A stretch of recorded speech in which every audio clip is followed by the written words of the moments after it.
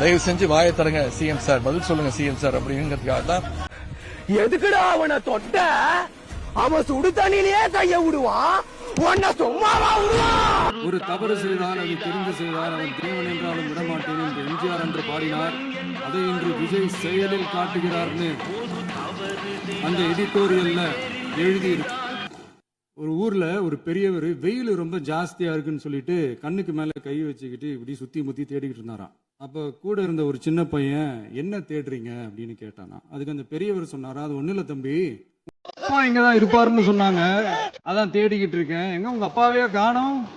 பொட்டி பெட்டியா பணத்தை வச்சுக்கிட்டு பெட்டியை வச்சு எல்லாம் செஞ்சுக்கிட்டு போதைப் பொருள் பாதுகாவல் கழக மாடல் அரசாங்கம் செஞ்ச ஒவ்வொரு ஊரலா வெளியில வந்துகிட்டு இருக்கு.